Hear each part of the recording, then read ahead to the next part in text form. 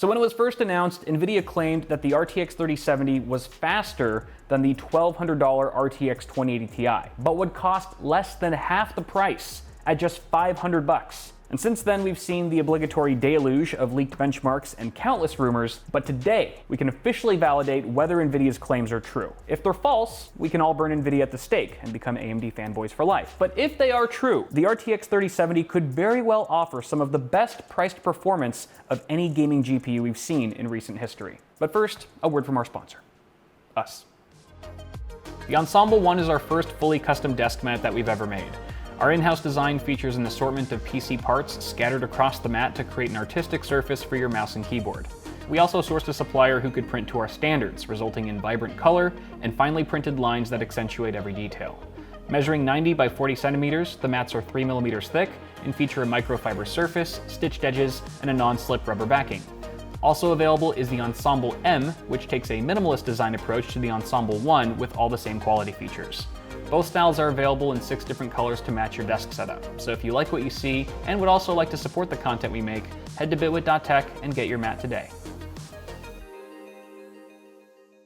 Now, before we get into the nitty-gritty benchmarks, I want to talk about the card itself first. It's no surprise that the RTX 3070 Founders Edition borrows the same design cues as its bigger bros, and it also features top-notch build quality that's pretty much unmatched right now. Physically, the card carries the same width and 2-slot design as the 3080 FE, but it's about 1.7 inches shorter at 9.5 inches, or 242 millimeters long. This is actually great news if you're planning to put one of these in a small form factor case, assuming thermals don't suck, which we'll touch on later.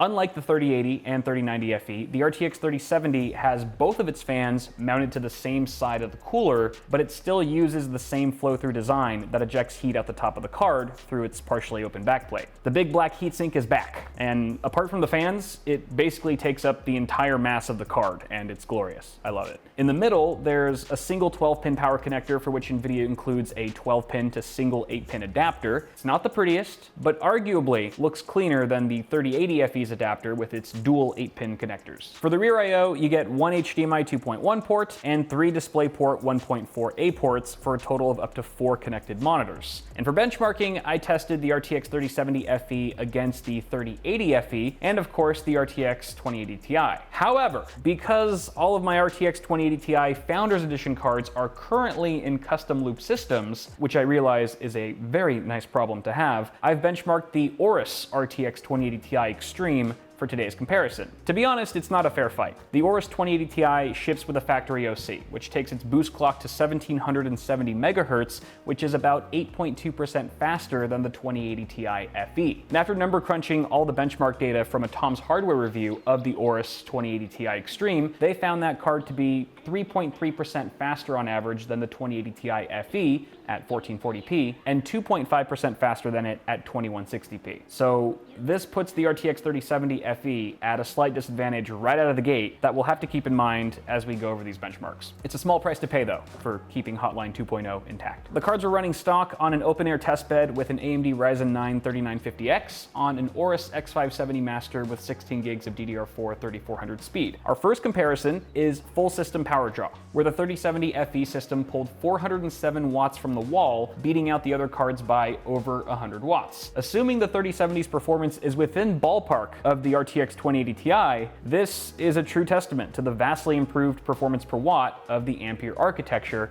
that powers the RTX 30 series. For the 3070 FE, Nvidia recommends a 650 watt power supply, but an average gamer with a reliable and efficient 550 watt unit probably won't have any issues running this card. I'm saying that in case you already have a unit of that caliber, but if you're building a new system, might as well go for 650 watts. Thermally speaking, the RTX 3070 FE performed adequately in our 15-minute Unigine Heaven test at 1440p, hitting a max temperature of 73 degrees Celsius, which is notably cooler than the other cards tested. This gives the 3070 FE significantly more thermal headroom for overclocking, or environments where cooling is limited, like small form factor builds. Now, I didn't do a sound test, but the 3070 FE runs about as quiet as the 3080 FE, which is to say it's super quiet, and you really shouldn't be concerned about noise if you're buying this card. For testing, I ran all games at 1920 by 1080, 2560 by 1440, and 3840 by 2160. For most of our 1080p benchmarks, you're going to see a lot of CPU bottlenecking as expected, so those results won't be super telling or even exciting. But at the higher resolutions, you'll see a bit more disparity between the 3070 and 2080 Ti, but it's close, guys. It's a really close matchup. For this test, I also added 3 new ray tracing supported benchmarks to our suite: Port Royal, which is 3D Mark's ray tracing benchmark, Control, and Wolfenstein Youngblood. Those 2 game titles were tested with ray tracing and DLSS enabled. And now the moment you've been waiting for. It is benchmark time, but stay tuned for After the Graphs, where we discuss the bottom line performance of these cards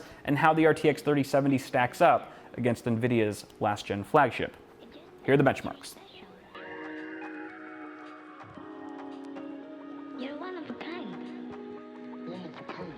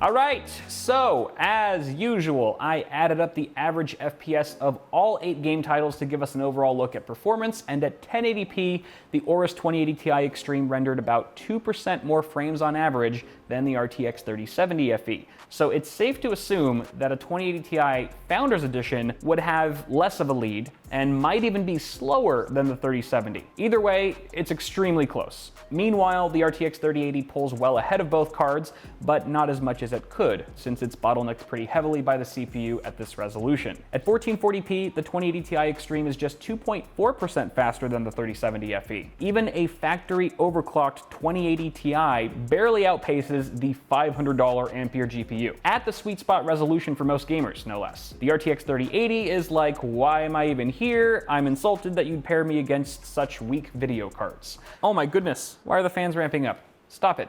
Stop it.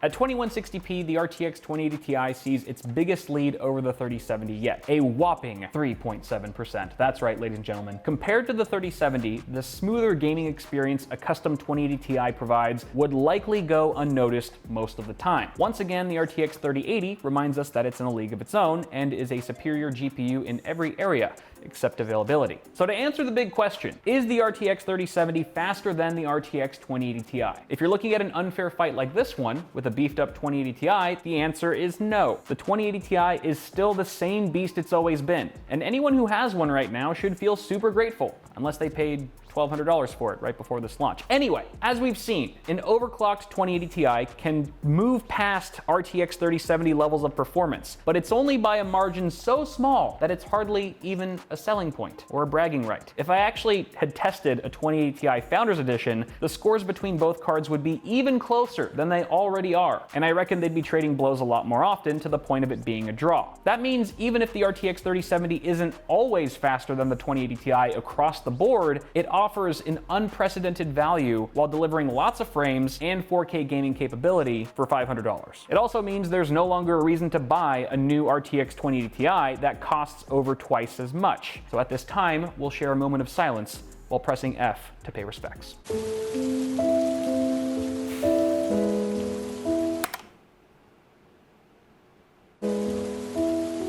guess the next question is, will we be able to get our hands on an RTX 3070? Or will they be in short supply like the other 30 series cards before it? Technically, we should already know the answer by the time you're watching this, so you guys are either leaving very happy comments or very angry comments right now. Another curiosity is how AMD's upcoming Radeon RX 6000 series GPUs will perform, what they'll cost, and if they can compete with Nvidia's Ampere lineup. Stay tuned for more on that, and don't forget to pick up one of our new desk mats, assuming they're still in stock. The Ensemble 1 and Ensemble M are our first fully custom desk mats that feature an in-house design, a microfiber cloth surface, and quality stitched edging. Available in 6 different colors to match your setup, we are really proud of how these came out, and I think you guys will love them as much as we do. You can go to bitwit.tech or use the description link to browse all the different options. As always, guys, don't forget to smash that like button before you head out, and subscribe for more tech content on the way. I will see you guys in the next video.